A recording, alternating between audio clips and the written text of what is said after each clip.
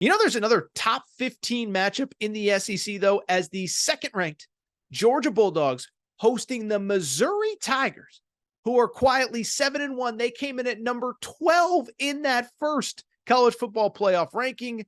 Georgia 15.5-point favorite. The over-under set at 54.5. And it's interesting. Hopefully you listen to this show every single week. And if you do, you can go back to last week when everybody was trying to tell you all about, oh my goodness, Florida, they're coming in hot. They just beat South Carolina. And I said, oh, what are we talking about here? Like I don't think anybody thought Florida was going to win that game. I think a lot of people thought Florida would be competitive. And I sat here on this show and I said, no, Georgia's going to absolutely destroy them. And that's exactly what happened. 43-20 was the final score.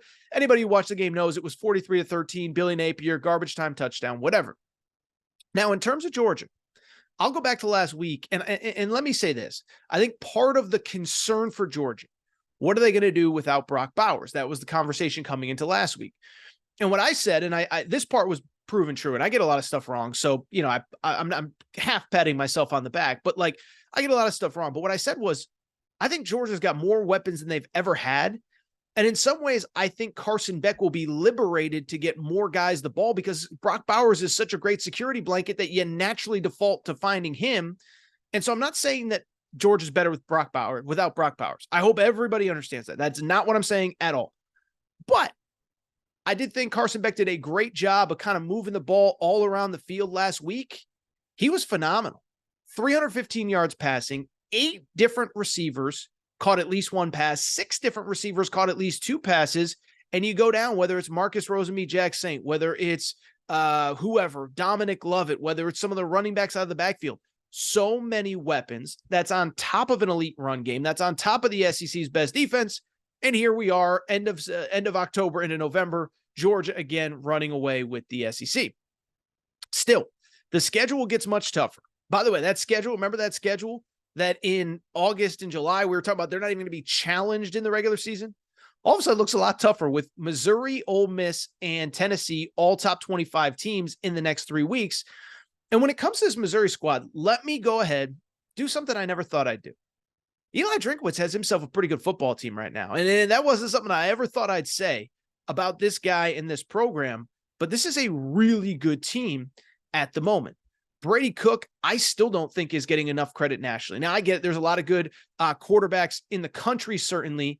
And even in the SEC, you have Jaden Daniels, Jackson Dart, Carson Beck, who he'll obviously oppose this week. Graham Mertz even isn't playing poorly. But I don't think Brady Cook is, I was going to say Brady Quinn. Brady Cook is getting enough credit for the season that he's having. 70% completion percentage, 15 touchdowns.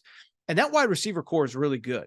Luther Burden is the former number 1 receiver in his class when he was in high school. Theo Wease is a former 5-star who started his career at Oklahoma playing for Lincoln Riley.